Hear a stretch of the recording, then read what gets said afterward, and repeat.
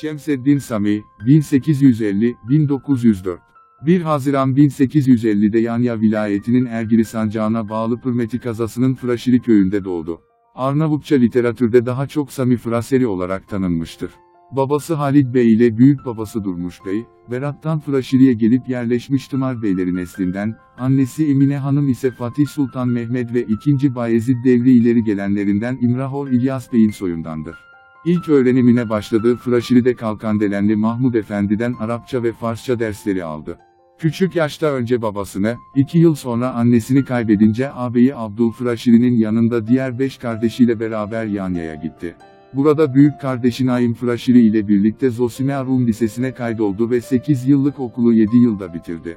Yeni ve modern bir öğrenim programının uygulandığı bu okulda Latince, Rumca, İtalyanca ve Fransızca öğrendi, Müderris Yakup Efendi gibi bazı hocaların yanında Arapça ve Farsçasını geliştirdi. Bir süre Yanya Mektubi kaleminde çalıştı. 1872'de İstanbul'a giden Şemseddin Sami, Naim Fıraşili ile birlikte matbuat kaleminde çalışmaya başladı. Bu arada Hadika gazetesinde yazılar yazdı, Fransızcadan çeşitli tercümeler yaptı. Aynı yıl Türk edebiyatının ilk telif romanı kabul edilen Taşşuk, Italat ve Fitnat'ı yayımladı. Yayımını üstlendiği ve günlük çıkardığı Hadika'nın kapanmasıyla Siraç gazetesine geçti. Nisan 1873'te Namık Kemal'in Vatan yahut Silistre adlı piyesinin Gedikpaşa'daki Osmanlı tiyatrosunda sahneye konması üzerine çıkan olaylar sırasında Siraç'ta kapandı. Matbuat kalemindeki görevini sürdürürken bir yandan da bazı tiyatro eserleri kaleme aldı. Bu sırada Trablusgarp Vilayet gazetesini çıkarmak için İstanbul'dan tecrübeli bir gazeteci istenince Matbuat Müdüriyeti tarafından Trablusgarp'a gönderildi. Yeni görev yerine Yanya, Brindisi, Messina ve Napoli yoluyla gitmesi ona Avrupa'nın bir kısmını görme fırsatı verdi. Trablusgarp gazetesinin başyazarlığını yaptı. 1875'te İstanbul'a döndü, yine gazeteciliğe devam ederken bazı tiyatro eserlerini yayımladı.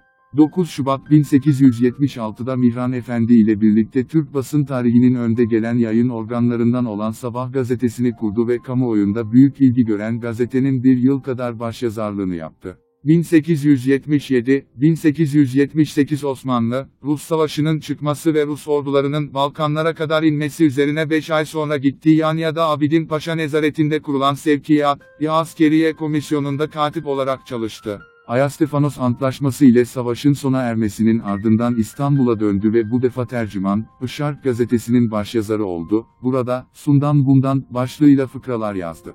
1880'de 2. Abdülhamid'in iradesiyle saraya alınarak Mabey'in, Hümayun'da kurulan Teftiş-i Askeri Komisyonu katipliğiyle görevlendirildi. Hayatının sonuna kadar sürdürdüğü bu görevinde rahat bir çalışma ortamı içinde sözlüklerini ve diğer önemli eserlerini hazırladı. 1896'da yine formalar halinde Kamus Arabi'yi neşretmeye başladı. Bütün bu faaliyetleri sürdürürken bir yandan da dil öğrenimi konusunda küçük hacimli kitaplar ve Türkçenin ıslahı üzerine çeşitli makaleler kaleme aldı. 1900'de Türk dilinin en önemli sözlüklerinden olan Kamus-ı Türkiye yayımladı. Bu arada Kütüphane-i Müntehabat adıyla bir seri kitap neşrine başladı. Çeşitli hastalıklarına rağmen hayatının son yıllarında kendini doğrudan doğruya Türk dili ve edebiyatı araştırmalarına veren Şemseddin Sami bu sırada vaktinin büyük bir kısmını Orhon abideleri, Kutabbu Bilik, Tufetüz, Zekiye Filügatit, Türkiye ve Lehçe-i Türkiye-i Memalik-i Mısır gibi Türk kültürünün bazı temel eserlerini hazırlamakla geçirdi.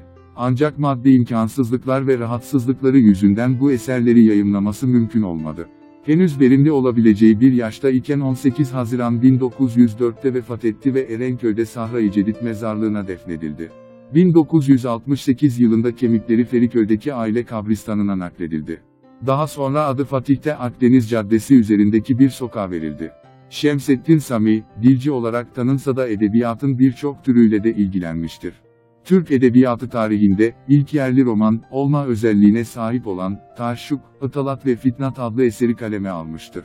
Edebiyat tarihimizdeki ilk telif Türkçe roman olan Taşşuk, Italat ve Fitnat adlı eser 1872-1873 yıllarında bölüm bölüm yayımlanmıştır.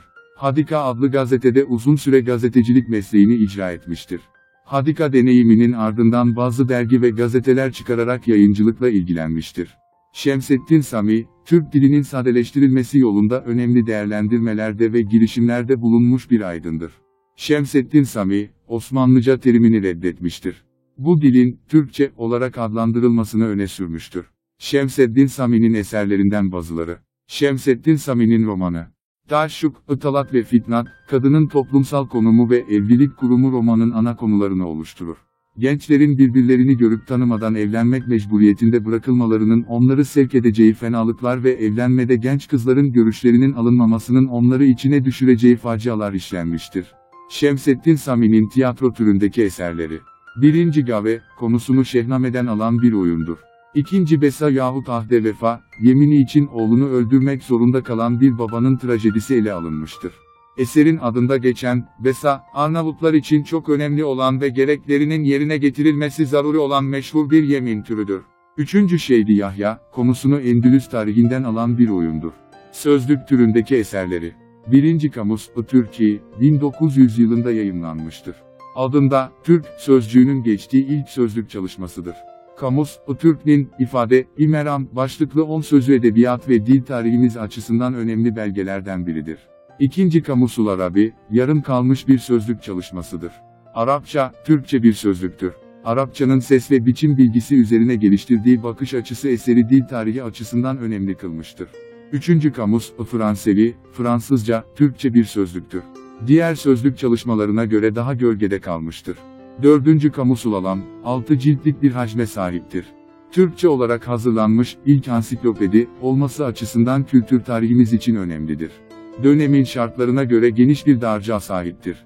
Eser özellikle Fransa'da büyük bir ilgiyle karşılanmıştır. Video umarım faydalı olmuştur. Abone olup destekleyebilir ve bizi bu tarz videoların devamı için teşvik etmiş olursunuz.